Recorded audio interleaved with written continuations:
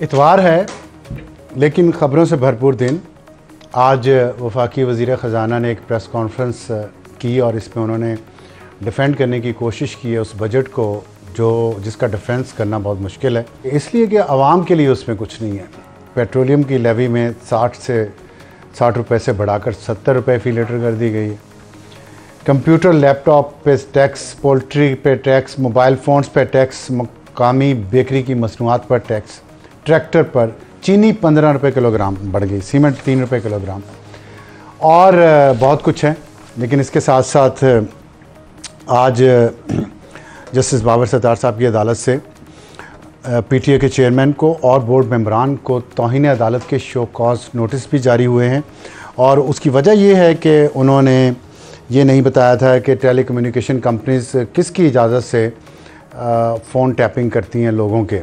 तो अब अदालत को बताया गया है कि ये लाइसेंस हासिल करने की शर्त है टेली कम्युनिकेशन कंपनीज़ के लिए कि वो अपने पैसों से एक ऐसा निज़ाम अपने टेलीफोन के जो हेड ऑफिसेज हैं उसमें लगाएंगे जो फ़ोन टैप कर सकता है।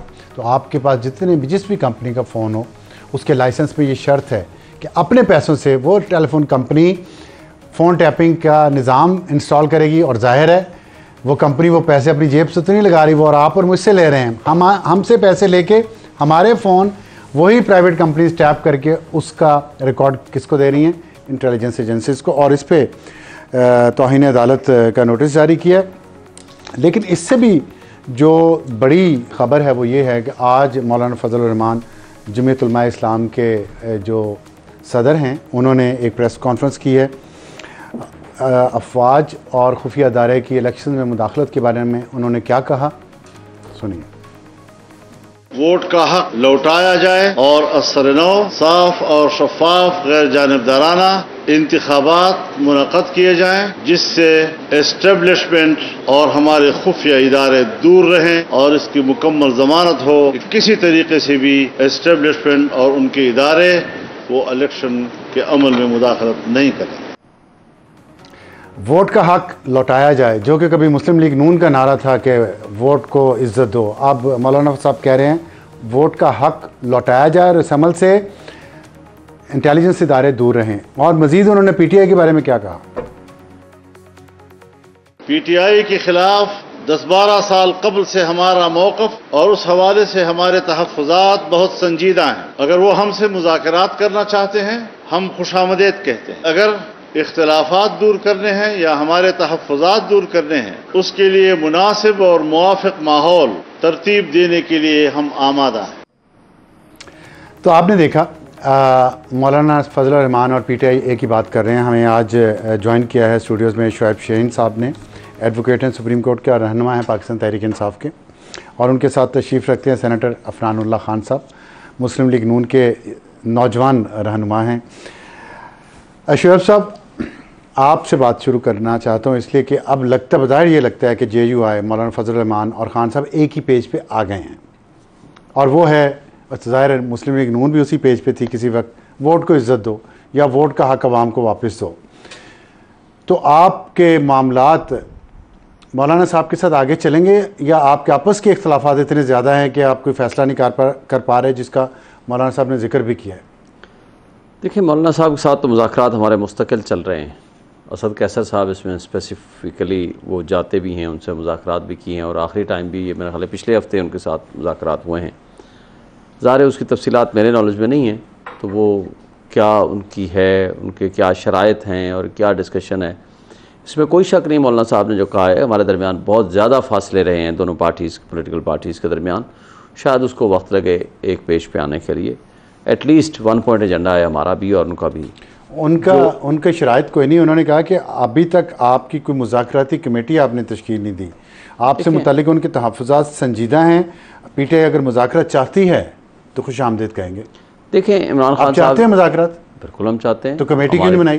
देखें, हमारे जो असद कैसर साहब विदाउट ऑथराइजेशन तो नहीं गए। नहीं, लेकिन कोई कमेटी, वो कह रहे हैं सियासी कमेटी नहीं बनाई। देखिए ना, सियासी कमेटी हमारी, मुज़ाकराती कमेटी 20 से 22 बंदे हमारे उसमें हैं। वो चाय वाय पीते हैं, जाके उठ के आ जाते हैं। नहीं, जो लोग गए हैं बड़ी संजीदा गुफ्तगू की है और बर्फ़ पिघली है और इसलिए तो हम एक दूसरे के साथ मिल रहे हैं। बाकी अगर उनकी ये ख्वाहिश है कि बाकायदा एक मुज़ाकराती कमेटी हो जो उनके तहफ़्फ़ुज़ात हैं उनके साथ बैठे डिस्कस करे, उनको दूर करे, तो मेरा ख्याल ये भी हो जाएगा। क्योंकि खान साहब ने तो एक इन जनरल सेंस उनसे बात हुई थी, उन्होंने यही कहा था कि इन 3 पार्टियों को छोड़ के, जिसमें MQM पीपल्स पार्टी और PMLN, इनके अलावा हर पोलिटिकल पार्टी से आप बात करें, और हमने की भी है। तो मेरा ख्याल है कि अगर आज बड़ी सियासी जमातों को बाहर रख के आप क्या बाहर नहीं रख रहे, देखें हमारा पीपल्स पार्टी, मुस्लिम लीग नून और MQM तीनों बड़ी जमातें हैं।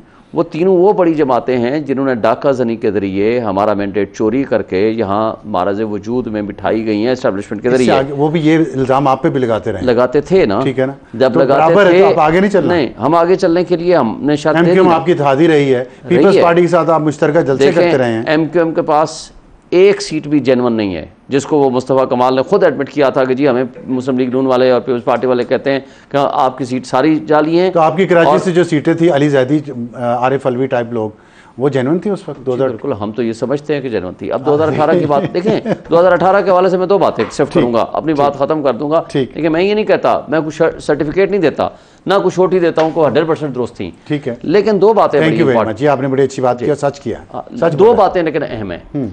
हमें एतराज़ आया, हमने एक कमेटी बना दी उस वक्त, अपोजिशन की तावन के ना होने की वजह से वो आगे नहीं चल पाई, ठीक है। अब इनके पास 16 महीने की हुकूमत थी, क्या इन्होंने जुडिशल कमीशन बना के उनकी फाइंडिंग्स ली? अगर नहीं ली तो फिर आज 18 के इलेक्शन की बात कर रहा हूँ ना, पिछला साल ये रहे ना, वो तो PDM की जमात था ना, और नहीं होता तो चली जाएगी। लेकिन यही इतराज़ इनका था ना कि हमारे इलेक्शन के ऊपर, जी 2018 का इलेक्शन चोरी हुआ, ठीक। आज हम क्या मुतालबा कर रहे हैं कि जनाब हमारा इलेक्शन के ऊपर जुडिशल कमीशन बना के आप जुडिशल कमीशन चाहते हैं या नए इंतखाबात चाहते हैं? हम जुडिशल कमीशन चाहते हैं। आप नहीं नए इंतखाबात चाहते? हमारी प्रेफरेंस ये है कि नए इंतखाबात की तरफ हम ना जाए। और एक ये चलिए बहुत बड़ी बात आपकी प्रेफरेंस है जुडिशल कमीशन बने, और जो जिन सीटों पे झगड़ा है उनको आप उनका फैसला कर लें, नए इंतखाबात ना हो। और देखें, मैंने तो खुद पिछले 1.5 महीना पहले इमरान खान साहब से मिल के ये बात चल रही थी कि जनाब आपके फिर KP में कैसे सीटें आ गई। खान साहब ने कहा कि मेरी बिहाफ पे जाकर प्रेस कॉन्फ्रेंस करें और ये बताएं कि एक भी सीट जिस पे कोई एतराज़ करे, जो ही जुडिशल कमीशन बनाए, सबसे पहले हम कंसेंट देते हैं, उसका हल्का खोलें, हमें कोई एतराज़ नहीं होगा। खान साहब से आप मुलाकातें करते रहते हैं, क्या ये बात दुरुस्त है कि खान साहब से जो मुलाकातें करके आप बाहर आता है, वो बाहर आके कुछ और बातें करता है, अंदर कुछ और इंस्ट्रक्शन दी जाती हैं, जिसकी वजह से इतनी कन्फ्यूजन है, इतनी लड़ाई है? ये खान साहब खुद लड़ाई करवा रहे हैं लोगों में? मेरा नहीं ख्याल कि ऐसी कोई बात है। देखिए, लोग गलत बयानी करते हैं बाहर निकल के। मैं ये भी नहीं कहता, हर एक की अपनी अंडरस्टैंडिंग हो सकती है, लेकिन मैं तो इस बात का कायल हूँ कि जब वो खान साहब ऑफिशियली प्रॉपरली हमें पॉइंट टू पॉइंट लिखवाते हैं, हम आकर के बाहर वो प्रेस कॉन्फ्रेंस भी करते हैं और पार्टी में भी रखते हैं, हमारी कोर कमेटी में या पॉलिटिकल कमेटी में, और उसको डिस्कस करके तो हम चीज़ों को आगे लेके जाते हैं। मेरा नहीं ख्याल कि कभी इस वजह से इख्तलाफ हमारे आपके लोग इस्तीफे दिए जा रहे हैं, इल्ज़ाम लगा रहे हैं, एक दूसरे को अजीब व गरीब अल्फाज से पुकार रहे हैं।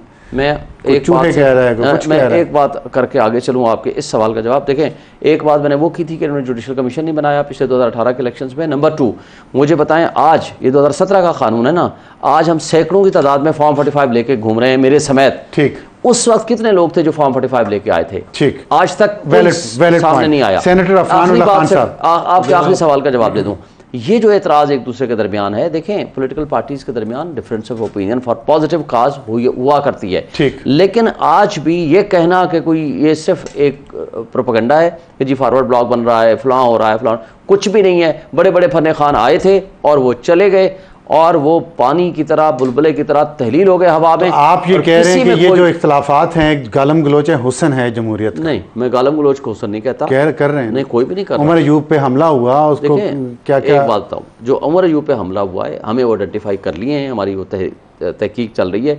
एक शख्स जो पार्टी छोड़ चुका था, ही स्टार्टेड, और 3-4 शेर अफजल मरवत के खिलाफ एक्शन लेंगे?